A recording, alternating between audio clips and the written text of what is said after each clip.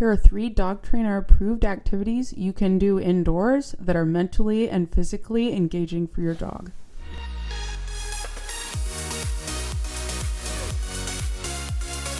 This week in Kentucky, we got a dumping of ice and snow. And while the husky I got in for boarding absolutely loves it, my 3 dogs, well, they're less than excited about it. Make sure you stick around to the end because I've saved the best for last. Our first activity is a treat search. I'm doing this search in my training room, but you can do it in any room in your house so long as there are places to hide little treats, kibble, or other snacks. I like this activity because it encourages dogs to use their nose. If you haven't done this activity before, then you're going to start with your dog either in a sit-stay or tethered outside of the room, but where they can see you putting the treat down on the ground. Once you have the treat on the ground, you're either going to unclip them or give them their release word and say, find it, or get it, or your chosen word. It may be tempting to skip this step, but it's important that you associate the cue, find it, with looking for the treat. Next, you're going to put them in the same spot, put one obstacle in front of the treat, and put the treat or reward behind the obstacle. If your dog struggles with this step, that's fine. Just go back a step. Last, you're going to make this exercise a challenge. Put the treat in an unexpected place and put the dog out of sight so they can't see you placing the treat on the ground. It may be tempting to help them a little if they're struggling, but I challenge you to wait it out. See if they can figure out the task on their own before stepping in and helping them. In this clip, you'll see Kona is struggling a little to find the treat. I remained as still as possible and challenged her to look for it herself. And you'll see she found it in the end. Our next exercise is a little bit of structured play. I use the word switch for this exercise, but you can use any word. It's important that you use 2 toys of neutral value. So you don't want to use one toy the dog prefers more than another. You'll see here I'm using 2 foam balls. They're the same color, same size, same shape. Instructions are simple. Have 2 toys, play with one, and when you're ready to switch to the other one, hold it out and say, switch. It's important to make the one they're holding onto as boring as possible. If that means letting go and ignoring them and having a great time by yourself with the other toy, then do just that.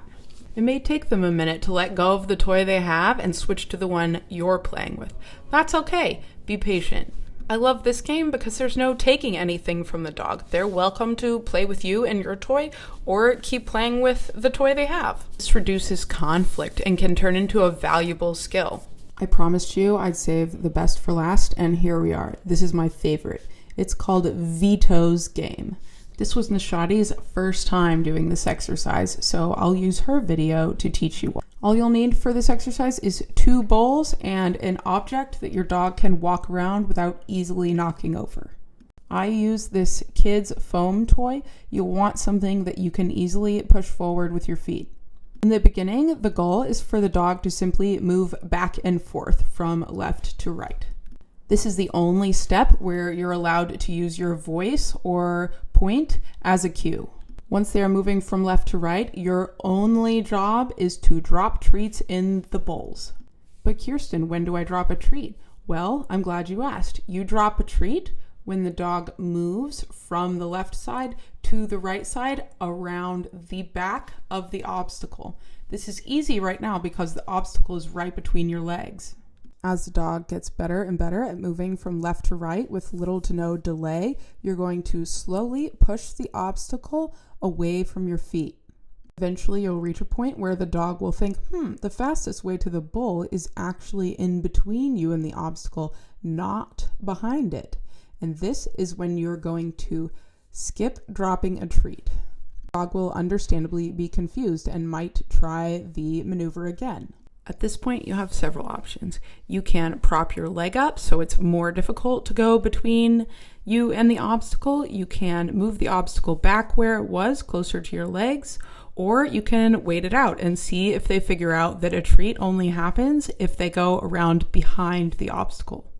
I love this game for many reasons, but the main one is that any dog and any owner can do it. Here you see Kona, my 14-year-old dog, having a great time playing this game.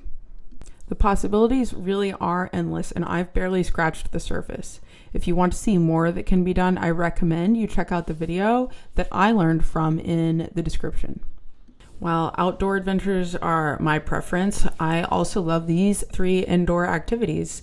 Let me know which one was your favorite in the comments, and like and subscribe to support me so I can make more videos like this one.